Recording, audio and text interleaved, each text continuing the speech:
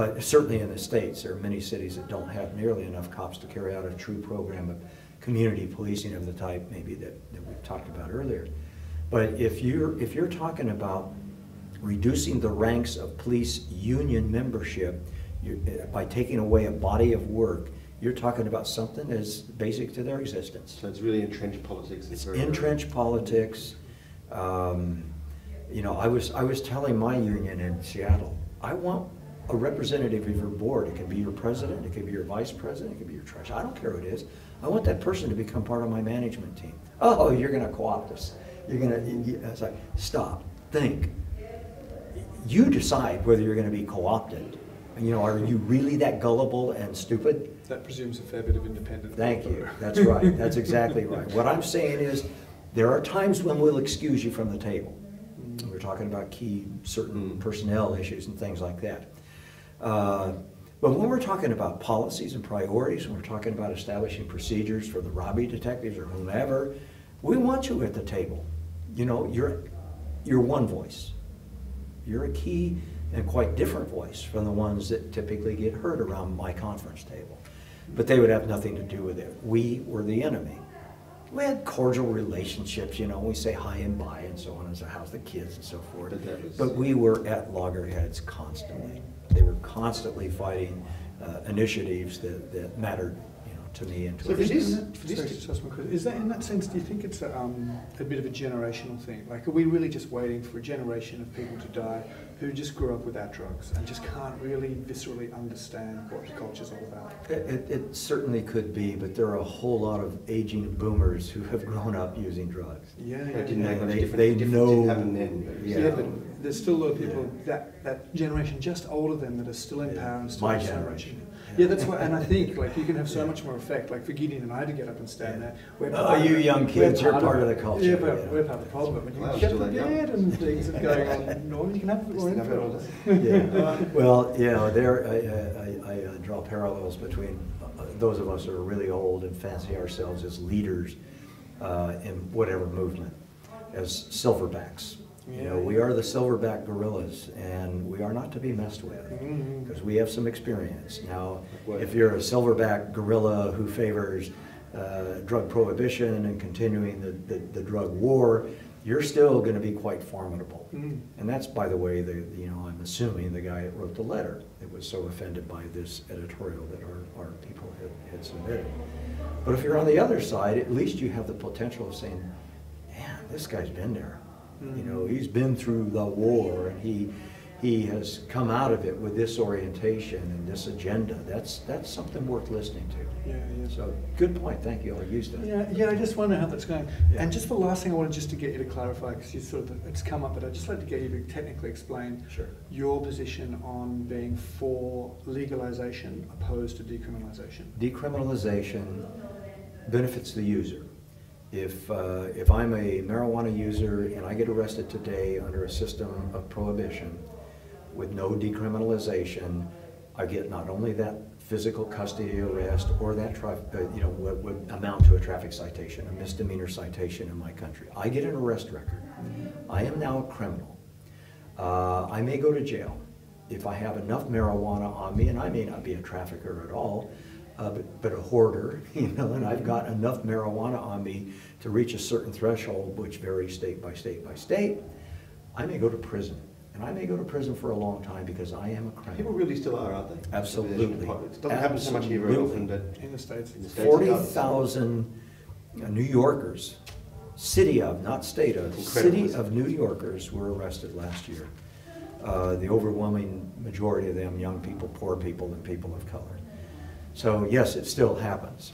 Decriminalization would essentially take the crime out of the offense. It would still be an offense to our sensibilities. It would be a civil infraction.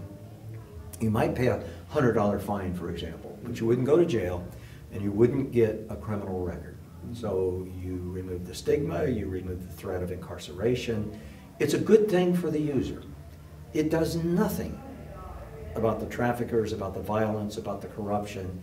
It does nothing, to stem the the huge collection of social disorders, if you will, that come out of illicit trafficking. It doesn't even reduce the price. As in Adelaide, it does not reduce the price. There's no way it would reduce the price. I have no incentive, if I'm a drug kingpin, I have no incentive to reduce the price as long as the demand is there. So legalization would? Legalization would extract the profits. And I like to look at it this way. It would collapse the price of 3 essentially worthless weeds. Let me hasten to clarify that I'm not saying that marijuana is without worth, because it clearly is, both as a recreational drug and because it's a much better alternative than alcohol and as medicine. I know that. I know that. But it grows wild in a lot of different places. Where it doesn't grow wild, along with poppies and coca, it can be grown in a variety of artificial environments. Hydroponically, it can be done in soil and grow houses or grow operations, just about anywhere. So you're talking about something that is intrinsically very inexpensive. How did it get to be that marijuana is worth the price of gold and heroin worth the price of uranium? Well, the answer is it's illegal, which pumps up those profits.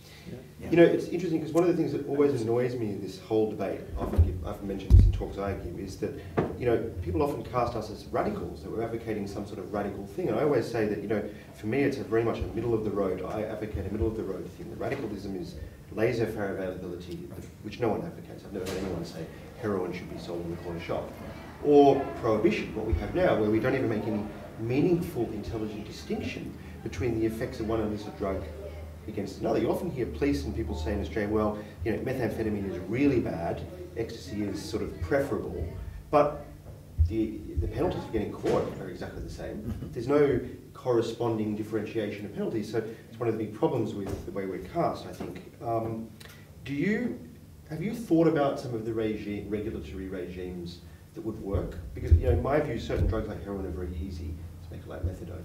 Pot's very easy. Ecstasy is probably pretty easy because the side effects are so really not that bad. Once you get to drugs like cocaine and methamphetamine, it does become a little trickier. I've heard a number of methamphetamine users say that they would no longer use methamphetamine if cocaine were available, if certain other drugs were available. Yeah. So I'm not saying take that one off the table, but any drug that currently has popularity, for which there is demand, would be regulated under the scheme that I propose by the government. Yeah. Not private enterprise, not profit-motivated people. Much like any other pharmaceutical. People can make it, exactly. Yes. So, you know, it's not that beer distributors and wine and distilled spirits distributors don't make money. They make money. But they are taxed heavily, and they are heavily regulated. So there's certain things you can and cannot do. If you do the ones you can't do, you're going to lose your license, which means you're going to lose your livelihood. So that's the regulatory system that I would see. I'd love to have a longer chat with you. Now's not the time, but because I'd love to see the debate go in that direction. Big debate. How do we actually regulate all this stuff? More and more, we're starting to hear that question, which is encouraging. Yes. It's like, okay, now I'm convinced that we need to do it, but I need to be sold on what that model's going to look like, which is most encouraging.